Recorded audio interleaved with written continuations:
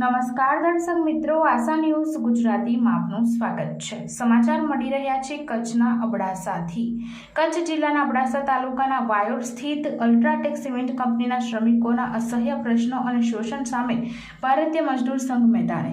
કચ્છ જિલ્લાના અબડાસા તાલુકામાં આવેલા વાયોડ સ્થિત આંતરરાષ્ટ્રીય માર્કેટ ધરાવતી સિમેન્ટ કંપની અલ્ટ્રાટેક કંપનીએ કંપનીમાં કામ કરતા અસંગઠિત ક્ષેત્ર શ્રમિકોનું ભયાનક શોષણ કરતું હોવાનું સામે આવ્યું છે। શોષણ સામે અવાજ ઉઠાવતા ભારતીય મજદૂર સંઘ સંલગ્ન સંગઠને અવાજ ઉઠાવી શ્રમિકો માટે શ્રમ અને રોજગાર વિભાગ અંતર્ગત જાહેર થયેલા લાભો આપવા ઘણા સમયથી માંગ કરી રહ્યા હતા, પરંતુ આ કંપનીના માલિકો અને મેનેજમેન્ટ દ્વારા એવા વિરોધને કચડી નાખવાના પ્રયાસો અને અવાજ ઉઠાવનાર યુનિયન લીડરની અન્ય બીજા રાજ્યમાં બદલી કરવામાં આવી, જેથી આવા શ્રમિકોનો અવાજ કોઈ ઉઠાવી ન શકે તેવા નિર્ણયની સામે અને શ્રમિકોની આ કંપની પાસે મૂકેલી માંગણીઓ પૂર્ણ થતા ભારતીય મજદૂર સંઘ ગુજરાત પ્રદેશ દ્વારા ગંભીર નોંધ લેવામાં આવી અને આજરોજ એક વિશાળ ધરણા પ્રદર્શનનું આયોજન કરવામાં આવ્યું હતું। આ શ્રમિકોની માંગણીઓ બુલંદ બનશે અને એમના યુનિયનના પ્રમુખની અન્ય દૂરના વિસ્તારમાં બદલી કરી આવા હજારો શ્રમિકોનો અવાજ ભવિષ્યમાં કોઈ ન ઉઠાવી શકે નિર્ણયના વિરોધમાં કચ્છ જિલ્લાના ભારતીય મજદૂર સંઘ સાથે જોડાયેલા તમામ સંગઠનના વિરોધમાં જોડાયા હતા, જેમાં ભારતીય મજદૂર સંઘ ગુજરાત પ્રદેશના પ્રમુખ શ્રી જિગ્નેશભાઈ મજુમદાર અને મહામંત્રી શ્રી ગિરીશભાઈ પટેલ, ઉપાધ્યક્ષ શ્રી સહદેવસિંહ, સિમેન્ટ મહાસંઘના રાષ્ટ્રીય અધ્યક્ષ શ્રી સુરેશભાઈ સાખંડ, જિલ્લા અધ્યક્ષ વૈભવ નિર્બાર્ક, જિલ્લા મહામંત્રી જિગ્નેશ ગોસ્વામી સહિત જિલ્લા અને તાલુકાઓમાંથી ભારતીય મજદૂર સંઘના હોદ્દેદારો પણ ઉપસ્થિત રહી અલ્ટ્રાટેક કંપનીના શ્રમિકોની લડત લડી રહ્યા છે। બ્યુરો રિપોર્ટ રમેશ ભાનુશાલી સાથે આશા ગુજરાતી ન્યૂઝ कच्छ। सदेवसिंह जाडेजा, प्रदेश उपाध्यक्ष भारतीय मजदूर संघ गुजरात प्रदेश। जैसा कि आप सब जानते हैं, भारतीय मजदूर संघ भारत का नंबर 1 ट्रेड यूनियन है और नंबर 1 होने के नाते भारत के सभी कामदारों के प्रति भारतीय मजदूर संघ की हमेशा लागणी और मांगनी रहती है। आज रोज़ कच्छ जिले में सेवाग्राम सीमेंट में भारतीय मजदूर संघ का भी मेजॉरिटी ट्रेड यूनियन है। लगभग 10 साल से ये कंपनी में अपना ट्रेड यूनियन कार्यरत है। कंपनी द्वारा कर्मचारियों के हित में कई निर्णय लिए थे, लेकिन बाद में कर्मचारियों के जो पेंडिंग इश्यूज बहुत सारे हैं, उनके हमारे यहाँ लोकल यूनिट में भी लोकल होद्देदारों के द्वारा कई बार उनके सामने हमारे पेंडिंग इश्यू रखे गए थे, लेकिन कंपनी द्वारा उस पेंडिंग इश्यू को सॉल्व करने के बजाय अपने जो लोकल पदाधिकारी है उनको अवारनवार परेशान किया जाता था, पनिशमेंट दी जाती थी। यहाँ तक कि जो मानवता का धर्म है वो साइड में रखते हुए उनके पदाधिकारियों यहाँ से रत्नागिरी महाराष्ट्र यानी कि 2500 किलोमीटर एक गरीब कामदार का ट्रांसफ़र किया जाना और बहुत सारे इश्यूज़ है जो आपके सामने हमारे पदाधिकारी रखेंगे। जैसे हमारे अध्यक्ष और महामंत्री जी ने बताया कि भारतीय मजदूर संघ राष्ट्रवादी संगठन है और हर कोई इश्यू का समाधान वो टेबल टॉक वाटाघाटों के द्वारा निकाल करना चाहती है, लेकिन आज ये परिस्थिति का निर्माण हुआ है कि कंपनी और कर्मचारी के बीच में जो वाटाघाटों का समय है वो पूरा हो गया।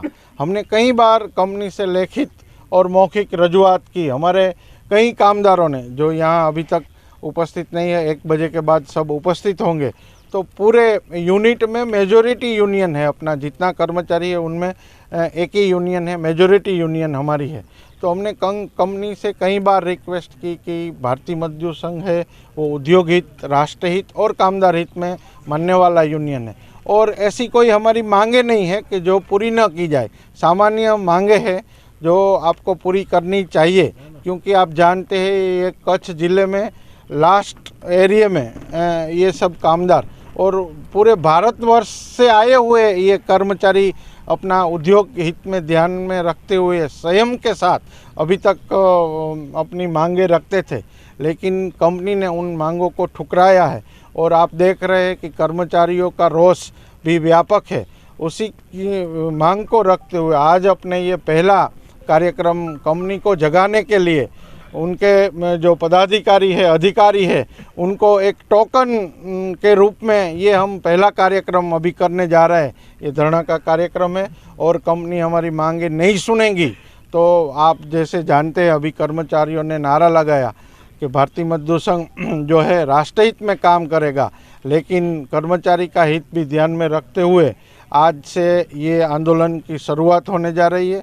दोपहर को यहाँ के पदाधिकारियों की बैठक होगी और हमारे प्रांत के अध्यक्ष और महामंत्री जी आज यहाँ उपस्थित है। कच्छ जिले के अध्यक्ष और महामंत्री और अपने सेवाग्राम सीमेंट के सभी पदाधिकारियों साथ में एक कोर कमेटी की बैठक की जाएगी और उस बैठक में आगे की रणनीति है जो तय की जाएगी। हमारे महामंत्री जी ने जैसे बताया कि ये पूरा जो कार्यक्रम है आज जो तय होगा और वो आपके सामने भी रखा जाएगा। हम फिर भी आपके माध्यम से कंपनी को बताना चाहते हैं कि हम भारतीय मजदूर संघ हमेशा वाटाघाटों के साथ ही अपना प्रश्नों का सॉल्यूशन निकालते हैं, लेकिन हम ऐसे भी कंगाल नहीं है ऐसे कि कंपनी अगर हम अपनी पूरी ताकत रखते हैं कि कल से ही अपनी कंपनी बंद कर सकते हैं, इतने हमारे कर्मचारियों के रोष है।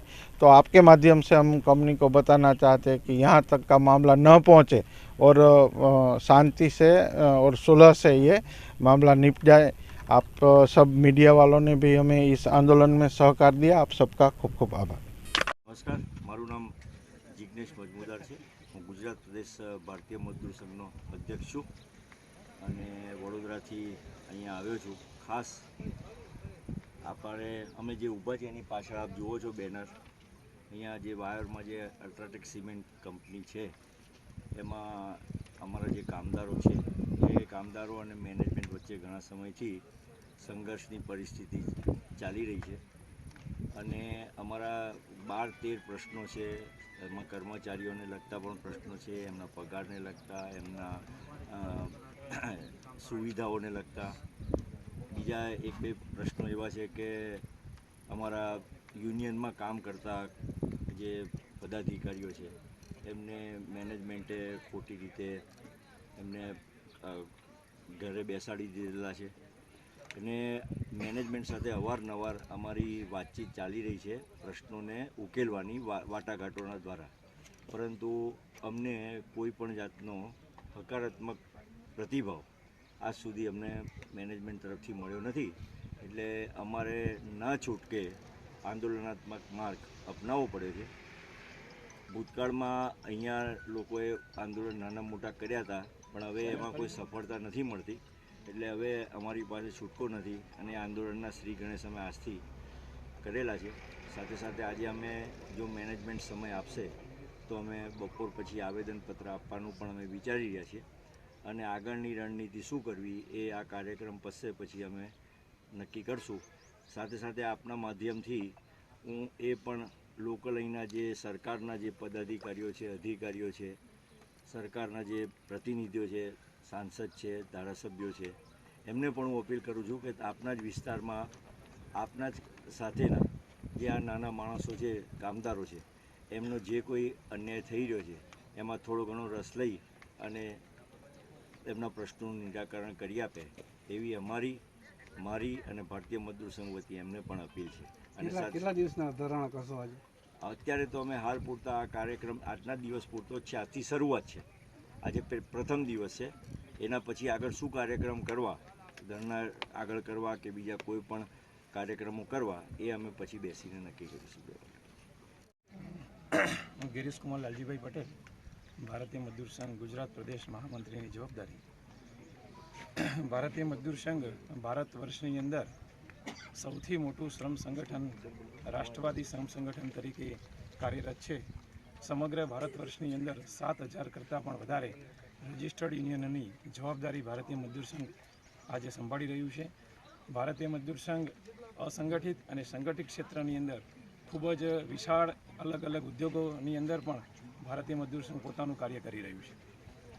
અહીંયાની વાત કરીએ તો આજે ભારતીય મજદૂર સંઘ દ્વારા કચ્છ જિલ્લા દ્વારા જે ધરણાનો કાર્યક્રમ આપવામાં આવ્યો છે એના અંતર્ગત આપને વાત કરું તો અલ્ટ્રાટેક સિમેન્ટ મેનેજમેન્ટને અમે લેખિત દ્વારા પણ ઘણા સમયથી કામદારોના પડતર પ્રશ્નો બાબતે લેખિતમાં પણ રજૂઆત કરી, એમની સાથે મિટિંગ માટેનો પણ સમય માગ્યો।